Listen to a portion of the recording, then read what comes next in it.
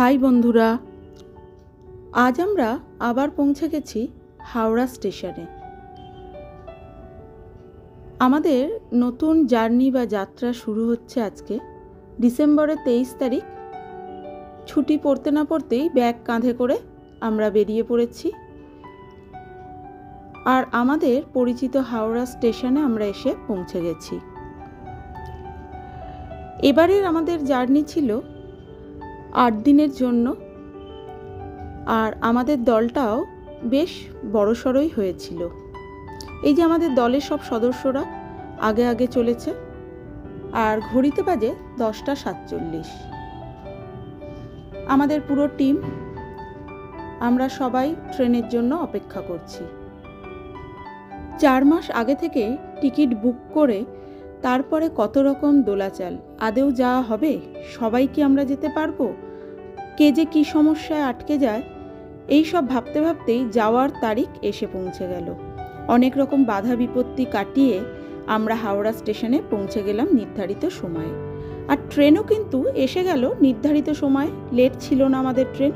এই দেখো মুম্বাই মেল, আমরা আজকে যাব মুম্বাই মেলে। তবে মুম্বাই মেলে আমরা মুম্বাই নয়, আমরা চলেছি নাসিক। 1 রাত ট্রেনে কাটালাম। পরের দিন সকালেই উঠে নিয়ে নিলাম ট্রেনের আলু বোন্ডা, আর সাথে থাকা শশা, ঝুরি ভাজা ও মুড়ি সহযোগে সকালের ব্রেকফাস্ট আমরা সেরে নিলাম। নাসিক রোড যাওয়ার জন্য মুম্বাইগামী যে কোনো ট্রেনেই আমরা যেতে পারি। আমরা 2 রাত্রির এই মুম্বাই মেল বেছে নিয়েছিলাম, কারণ এই ট্রেনটি সকালে নাসিক রোড পৌঁছাচ্ছে। অন্য যেসব ট্রেন ছিল তাদের টাইমিংগুলো বেশিরভাগই মাঝরাতে ছিল। আমরা মাঝরাতে নামবো না বলেই এই ট্রেন পছন্দ করেছিলাম। দুপুরে আমরা ট্রেনের খাবারই নিয়ে নিয়েছিলাম, কারণ আমাদের 2 রাত ও 1 দিন গোটা আমাদের ট্রেনে কাটাতে হবে। ট্রেনের খাবার খুব ভালো না হলেও খুব খারাপও ছিল না। বেশ গল্প আড্ডা এইসব করেই কেটে গেল ট্রেনের সময়।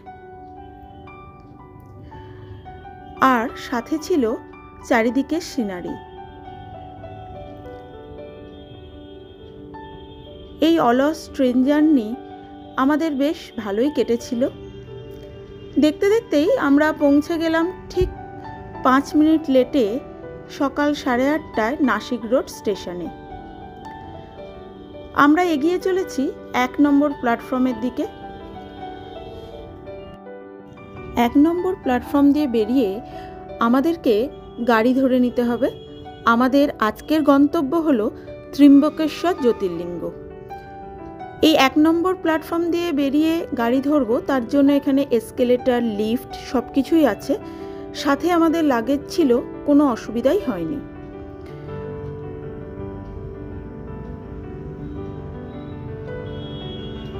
আমরা নাসিক রোড স্টেশনের বাইরে বেরিয়ে অনেক গাড়ি দেখলাম দাঁড়িয়ে আছে, তার মধ্যেই দরদাম করে 2টি গাড়ি আমরা বুক করে নিলাম। যেহেতু আমাদের সদস্য সংখ্যা অনেক বেশি ছিল, তাই আমাদের 2টো গাড়ি নিতে হয়েছিল। এই গাড়িগুলিতে ড্রাইভাররা বলেছিল যে 8 জন বসার ক্যাপাসিটি আছে এবং ওরা 200 টাকা করে নেয় মাথা পিছু। অবশ্য দরদাম করে আমরা 1000 টাকা করে পার গাড়ি দিয়েছিলাম। এখান থেকে সরকারি বাসও আছে, একদম স্টেশন থেকে 1 মিনিট কি 1.5 মিনিট হাঁটা দূরত্বে। তোমরা যদি কম লোকজন আসো তো তোমরা বাসেও পৌঁছে যেতে পারো ত্রিম্বকেশ্বর। 35 কিলোমিটার দূরে এই ত্রিম্বক শহর অবস্থিত নাসিক রোড স্টেশন থেকে। পথের শোভা দেখতে দেখতে আমরা এগিয়ে চললাম ত্রিম্বকেশ্বরের দিকে। এদিকে ডিসেম্বর মাসে আমরা এসেছিলাম। ঠান্ডা কিন্তু খুবই কম ছিল কলকাতার তুলনায়। দিনের বেলা প্রায় ঠান্ডা ছিলই না বলতে গেলে। খুব প্লেজেন্ট ওয়েদার ছিল, আর চারিদিকে দৃশ্যও ছিল খুব মনোরম। কিছুটা যাওয়ার পরেই দূরে পাহাড়ের রেখা ফুটে উঠল, আর চারিদিকে সৌন্দর্য বেশ বেড়ে গেল। পেয়ারা বাগান, আঙুরের বাগান এসব দেখতে দেখতে আমরা এগিয়ে চললাম দ্বাদশ জ্যোতির্লিঙ্গের উদ্দেশ্যে। পথের শোভা আমাদেরকে মুগ্ধ করেছিল। আমরা আজকে দেখে নেব ত্রিম্বকেশ্বর মন্দির আর নাইট স্টেও করব এই ত্রিম্বকেশ্বর শহরে। সারা ভারতবর্ষ জুড়ে অনেক শিবের মন্দির আছে, কিন্তু জ্যোতির্লিঙ্গ মাত্র 12টাই আছে। তার মধ্যে এই ত্রিম্বকেশ্বর অন্যতম। এই ত্রিম্বকেশ্বর জ্যোতির্লিঙ্গ দেখব বলে আমরা আজকে এসে পৌঁছেছি ত্রিম্বক নামক এই শহরে। আজকে আমরা থাকবো বলে গজানন আশ্রমে প্রবেশ করছি। গাড়ি আমাদেরকে শ্রী গজানন আশ্রমের একদম গেটের বাইরেই ছেড়ে দিয়েছিল। তারপরে আমরা আমাদের লাগেজ নিয়ে এগিয়ে চললাম গজানন আশ্রমের ভিতরের দিকে। এই গজানন আশ্রম 1 কিলোমিটার মতন দূরে অবস্থিত মন্দির থেকে।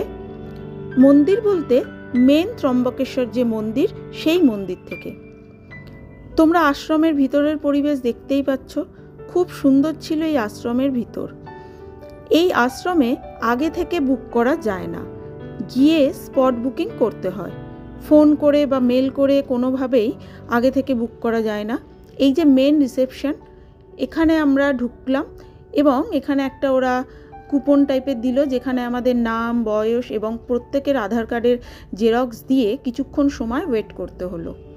তারপরে ওরা আমাদেরকে রুম যেমন আছে সেরকম দেখে রুম অ্যালট করলো। এটা হলো খাওয়ার জায়গা। তারপর আমরা পৌঁছে গেলাম খাওয়ার জায়গায়। দুপুরের লাঞ্চের কুপন আমরা আগে ভাগেই কেটে নিলাম। সকালের ব্রেকফাস্ট ভেতরে শেষ হয়ে গিয়েছিল, তাই আমরা বাইরে চলে গেলাম ব্রেকফাস্ট করার জন্য। এই দেখো, এই যে খাবার, এটা হলো মহারাষ্ট্রের বিখ্যাত মিসেল পাও। এই যে এটা হলো বাটির মধ্যে মিসেল, মানে নানা রকম ছোলা, তারপরে মুগ কলাই, ঝুরি ভাজা, কাঠি ভাজা, এই সব দিয়ে তৈরি হচ্ছে এই মিসেল। আর তার সাথে পাও, পাও মানে পাউরুটি। এই যে আমাদের প্লেটে তোমরা দেখতে পাচ্ছ, তার সাথে কাঁচা পেঁয়াজ এবং কাঁচা লঙ্কা। আর এটা হলো বড়া পাও, পাওয়ের ভেতরে একটা করে বড়া, আলু বড়া। আমরা তারপরে চলে এলাম আমাদের রুমে। এইটা ছিল আমাদের রুম। বাথরুমটা দেখো, গিজার ছিল, ঠান্ডা গরম জল, কোমোট এবং বেসিন। একদম বেসিক রুম, কিন্তু বেশ নিট অ্যান্ড ক্লিন। প্রত্যেকটা জায়গায় ছিল পরিষ্কার। একটা ওয়ার্ডরোব ছিল যেখানে আমরা নিজেদের লাগেজ রাখতে পারি।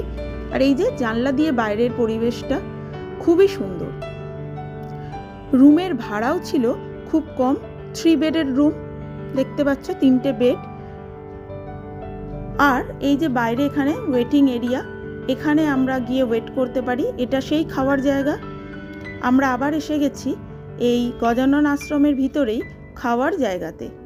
এই যে আমাদের কুপন, 50 টাকা করে পার প্লেট। যত ইচ্ছা তুমি নিতে পারো। রুটি, ভাত, 3 রকমের সবজি আর একটা প্রসাদ ছিল সুজির। তো আমরা খাওয়া সেরে নিয়ে একটু এই গজানন আশ্রমের ভিতরেই আশপাশে যে একটা মন্দির আছে, সেই মন্দিরটা একটু ঘুরে দেখলাম। চলো মন্দিরের বাইরেটা আগে তোমাদেরকে দেখাই। পুরো সাদা পাথর দিয়ে তৈরি এই মন্দির। এটিও গজানন মহারাজ এবং শিবেরই একটা মন্দির। এই গজানন মহারাজের আশ্রম অনেক জায়গাতেই আছে ভারতবর্ষের, তার মধ্যে এই ত্রিম্বকেশ্বরে অন্যতম। এই আশ্রমের মধ্যের পরিবেশ এত ভালো যে এখানেও আরামসে একটা দিন আমরা কাটিয়ে দিতে পারি। বাচ্চারা ঘুরে বেরিয়ে খেলতে পারে, বড়রা এখানে বসে ভগবানের জন্য প্রার্থনা করতে পারে এবং ফাঁকা মাঠে বসেও আমরা গল্পগুজবও করতে পারি। আর চারিদিকের পরিবেশ খুবই সুন্দর। চলো এবার বাগানের ভিতর দিয়ে আমরা আস্তে আস্তে পায়ে পায়ে এগিয়ে যাই মন্দিরের একদম ভিতরের দিকে। যদিও মন্দিরের ভিতরের ছবি তোলা বারণ, তাও আমরা তোমাদেরকে যতটা পারবো বাইরেটা থেকে দেখাবো। এই যে গাছগুলো সব পাতা ঝরে গেছে, এখন শীতের সময়।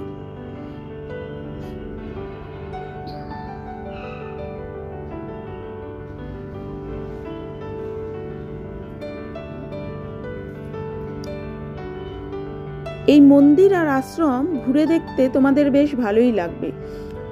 চাইলে তোমরা এখানে বাইরে হোটেলেও থাকতে পারো। এখানে অনেক হোটেল আছে, 1500, 2000, 2500 নানা রেঞ্জের হোটেল আছে। সেখানে থাকলেও কিন্তু এই গজানন আশ্রম ঘুরতে ভুলো না। এই আশ্রম অবশ্যই এসে তোমরা ঘুরে যেও। আর যারা বাজেট ট্রিপে আসছো তাদের জন্য আমি বলবো গজানন আশ্রম একদম পারফেক্ট। এই আশ্রমে এসি নন এসি দুই ধরনের ঘরই পাওয়া যায় এবং অনেক ডরমেটারিও আছে। রুম যে তোমরা পাবে না এরকম কিন্তু নয়, এখানে 24 ঘন্টা চেক ইন চেক আউট করা যায়, সারা রাত এই আশ্রম নাকি খোলা থাকে। তোমরা চাইলে এই আশ্রমে যে কোনো সময় চেক ইন করতে পারো যদি ওদের ঘর ফাঁকা থাকে। আশ্রমের ভাড়া 350 থেকে 900 টাকার মধ্যে। যেরকম ঘর অ্যাভেলেবেল থাকবে তোমাকে সেই রকম ঘরই ওরা অ্যালট করবে। চাইলে ডরমেটারিতে 50 টাকার বিনিময়েও থাকতে পারো। গজানন আশ্রমে থেকে খাওয়া দাওয়া সেরে একটু মন্দির দর্শন করে আমরা পায়ে পায়ে এগিয়ে এলাম আসল মন্দির ত্রিম্বকেশ্বর মন্দিরের উদ্দেশ্যে। আমরা অবশ্য একটা অটো করেই চলে এসেছিলাম তাড়াতাড়ি হবে বলে। ত্রিম্বকেশ্বর মন্দিরের বাইরে এই যে দূরে মন্দির দেখা যাচ্ছে, এসে আমরা দেখলাম যে এখানে নাকি মহাদেবের ডুলি বেরিয়েছে। এই দেখো ডুলি যাচ্ছে সামনে দিয়ে। তো ডুলি দেখব বলে আমরা একটা উঁচু জায়গায় পৌঁছে গেলাম যাতে ভালো করে ডুলির ছবিটা আমরা দেখতে পাই। যেদিন আমরা মহাদেবের দর্শনের জন্য এসেছিলাম সেই দিনটি ছিল 25শে ডিসেম্বর, সোমবার, এবং পূর্ণিমাও ছিল। কোনো তিথিযোগে এই দিন এখানে মহাদেবের ডুলি যাত্রা বেরিয়েছিল পথে। তো আমাদের সেই ডুলি দেখার সৌভাগ্য হয়েছিল, কিন্তু দূর থেকে তাই মহাদেবের দর্শন ঠিকঠাক মতন ডুলির ভিতরে করা যায়নি। কি করে মহাদেবকে নিয়ে যাওয়া হচ্ছে গোদাবরী কুণ্ডের দিকে বা কুশাবর্তের দিকে। এই কুণ্ডতেই এই দিন মহাদেবের আরতি ও স্নান হবে, তারপরে আবার মন্দিরে দর্শন পাবে সব লোকেরা। তো আমরাও এই ডুলি দেখব বলে পায়ে পায়ে এগিয়ে চললাম সেই গোদাবরী কুণ্ডের দিকে। ডুলির শোভাযাত্রা দেখার জন্য প্রচুর ভিড় হয়েছিল, মানুষ পুরো উপচে পড়েছিল এই শোভাযাত্রা দেখার জন্য। শোভাযাত্রার মধ্যে যদিও এটা মহাদেবের শোভাযাত্রা, কিন্তু তা বলে তো মহাদেবের সেই মূর্তি বা লিঙ্গ নিয়ে তো ডুলিতে বেরোয়নি। এর মধ্যে ছিল সেই মহাদেবকে কভার করে রাখা হয় যে রূপোর শিরস্থান দিয়ে, সেইটিকে নিয়ে যাওয়া হয়েছিল। এই দেখো এই কুশাবর্তে নিয়ে আসা হয়েছে এবং এখানে মহাদেবের পুজো আরতি এইসব আরম্ভ হয়েছে। অনেক দূর থেকে এই ভিডিও করা, তাই খুবই আবছা তোমরা দেখতে পাচ্ছ। এই কুণ্ড অতি পবিত্র। এই মন্দিরে পুজো দেওয়ার আগে এই কুণ্ডে স্নান করার রীতি আছে। তবে এই সময়টা যেহেতু বিকালের দিক, তাই মহাদেবের স্নান আছে আজকে, তাই অন্য লোক এখানে স্নান করছে না।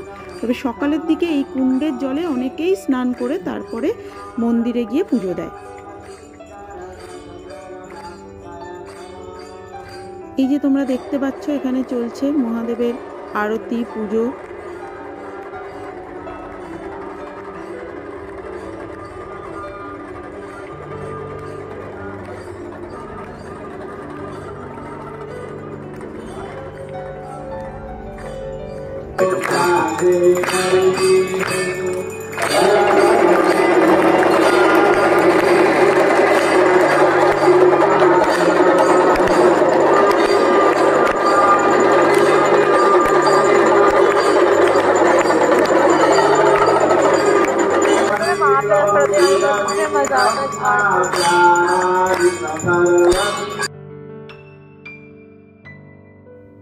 মহাদেবের স্নান দেখার পরে আমরা পায়ে পায়ে এগিয়ে চললাম মন্দিরে ঢোকার যে দরজা সেই দিকে। যাওয়ার রাস্তায় একটা রথ দেখলাম এবং বেশ ভিড় ঠেলতে ঠেলতে লোককে জিজ্ঞেস করতে করতে যে স্পেশাল লাইন কোথায় বা কি, সেই দিকে আমরা আস্তে আস্তে এগিয়ে চললাম। স্পেশাল লাইনের যে অফিস সেখানে 200 টাকা করে টিকিট, কিন্তু এই দিনে সেই স্পেশাল দর্শন বন্ধ ছিল, তাই আমরা চললাম ফ্রি লাইনের দর্শনের দিকে।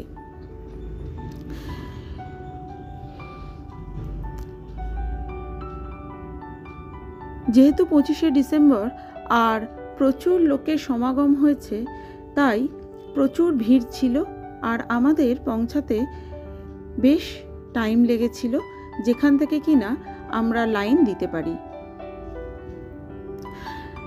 দেখো তোমরা, এটা মন্দিরের পাশের এরিয়া। এই যে লাইন চলেছে, পুরো মন্দির চত্বর ছাড়িয়ে অনেক দূর পর্যন্ত এই লাইন পৌঁছে গেছে।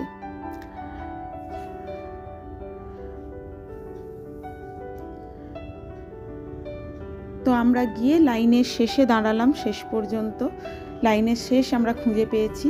সেখানে পৌঁছাতেও প্রায় আমাদের আধ ঘন্টার বেশি সময় লেগে গেছে। এবং লাইনের শেষে দাঁড়িয়ে আমরা দেখে নিলাম যে এখন আমরা কটায় লাইন দিলাম। 4:10 আমরা ঠিক লাইনে দাঁড়িয়েছি। দেখা যাক কটায় আমরা মহাদেবের দর্শন পাই। চারিদিকে জল বিক্রি হচ্ছে, ফলের ঠেলা। দেখতেই পাচ্ছ নাসিকের সেই বিখ্যাত পেয়ারা কুলও দেখলাম এখানে উঠে গেছে, তার সাথে কলা, আতা সবই ছিল। তো লাইনে দাঁড়িয়ে রোদ্দুরে বেশ কষ্টই হচ্ছিল, গরম ভালোই ছিল এখানে। আমরা পায়ে পায়ে লাইনটা আমাদের এগোতে থাকলো। আর দেখো এখন 5:05 আমরা ঢুকে গেছি মন্দিরের মধ্যে খাঁচার ভেতরে। দেখা যাক এই খাঁচা দিয়ে কতক্ষণ যাওয়া যায় ভিতরের দিকে। ততক্ষণ আমি তোমাদের বলে নিই যে এই মন্দিরে যে মহাদেব আছে, শুধু মহাদেব এখানে একা নেই, তার সাথে আছেন ব্রহ্মা এবং বিষ্ণু। এখানে 3 দেবতারই নাকি মুখ একসাথে আছে। আর এই মন্দির মেনলি বিখ্যাত হলো কালসর্পদোষ পুজো করানোর জন্য। এবং এখানে মহামৃত্যুঞ্জয় জপ করানো হয়, এখানে রুদ্র অভিষেক হয়, অনেক রকমের বিশেষ বিশেষ পুজো এখানে বিশেষ পণ্ডিত দ্বারা করানো হয়। তাম্রপত্রধারী পণ্ডিতরাই এখানে এইসব পুজো করে থাকে। তোমরা চাইলে অনলাইনে তাদের সাথে যোগাযোগ করতে পারো, বা চাইলে আমরা তোমাদেরকে ফোন নাম্বার দিয়ে দিতে পারি। তোমরা আমাদেরকে কমেন্টসে জানাতে পারো যারা এই সব দোষ কাটানোর জন্য এখানে আসতে চাও। দেখো আমরা আস্তে আস্তে মন্দিরের ভিতরে এগিয়ে চলেছি। একদম ভিতরে তো তোমাদেরকে দেখাতে পারবো না। এই দেখো, এটা গর্ভগৃহের মধ্যে থেকে লাইভ দর্শন চলছে ওখানে। তো সেই ছবিটাই আমরা তুলেছি। এই খাঁচার মধ্যে দিয়ে আমরা এগিয়ে চলেছি। ভিতরে দেখো বসার জায়গা আছে। যাদের হাঁটতে অসুবিধে বা বেশিক্ষণ একটানা দাঁড়াতে পারো না, তারা বসে রেস্ট নিয়ে আস্তে আস্তে আগাতে পারো। ভেতরে খাবার জলের ব্যবস্থা, টয়লেটের ব্যবস্থা সবই আছে। দেখো উপরের দিকে পুরো কাঁচ সিস্টেম, যেখানেতে কিন্তু পুরো ছবিটাই দেখা যাচ্ছে। আমরা শুনেছি যে মন্দিরের ভিতরটাও নাকি এইরকমই। দেখো 6:40 এখনও আমরা কিন্তু সেই খাঁচার মধ্যেই আছি। তবে মনে হয় আর বেশিক্ষণ লাগবে না, জাস্ট এই ঘরটা পেরোলেই আমরা দর্শন পেয়ে যাব মহাদেবের। আমরা মহাদেবের দর্শন করে বেরিয়ে এসেছি। দেখো 7:07 বাকি, আর আমরা মহাদেবের দর্শন সেরে ফেলেছি। এই মন্দির তৈরি হয়েছিল 1750 থেকে 1790 খ্রিস্টাব্দের মধ্যে। পেশোয়া বালাজি বাজিরাও এই মন্দির নাকি তৈরি করিয়েছিলেন। এই মন্দির পুরোটাই কালো পাথরে নির্মিত। মন্দিরের গায়ে গায়ে খুব সুন্দর মূর্তি তৈরি করা আছে অনেক রকম দেবদেবীর। মন্দির পরিসরটা অনেক বড়, সেই তুলনায় মন্দিরের গর্ভগৃহ কিন্তু বেশ ছোট। এই মন্দিরের পিছনের দিকে আছে ব্রহ্মগিরি পর্বত, যেখান থেকে কিনা উৎপত্তি হয়েছে গোদাবরী নদীর। এই গোদাবরী নদী নাসিক শহরের ওপর দিয়ে বয়ে গেছে এবং এই ত্রিম্বকেশ্বরে গোদাবরীকেই এখানকার গঙ্গা রূপে পুজো করা হয়। যে কুণ্ডে দেখলে তোমরা মহাদেবের স্নান হলো, সেই কুণ্ডর জলেও গোদাবরীর জল এসেই মিশেছে এবং এটা এখানকার গঙ্গা। এই মন্দিরের বাইরে আরও অনেক ছোট ছোট প্রাচীন মন্দির আছে, যেগুলোরও দর্শন আমরা সেরে নিলাম। বেশ কিছুটা সময় এই মন্দির পরিসরে কাটালাম এবং তারপরে মন্দিরের বাইরের দিকে এগিয়ে চললাম। এই মন্দিরের আশেপাশেও আছে অনেকগুলি থাকার হোটেল, খাবার হোটেল। দেখতেই পাচ্ছ তোমরা সুখসাগর। এইটি একটি চক টাইপের এরিয়া। এখানে অনেকগুলি খাবার ধাবা, থাকার হোটেল, বেশ বড় বড় হোটেল রয়েছে। সব ভাড়াই প্রায় 2000-2500 এরকম রেঞ্জের। হোটেল ট্রিপল এ তোমরা দেখতে পাচ্ছ। তবে মন্দিরের একদম কাছে যে হোটেলগুলি আছে সেই পরিবেশটা বেশ ঘিঞ্জি, সেই তুলনায় এই পরিবেশটা অনেকটাই ফাঁকা। এখানেরই একটি হোটেলে আমরা আমাদের আজকে রাতের খাবার সেরে নিলাম। দেখা হবে কাল সকালে। শুভরাত্রি।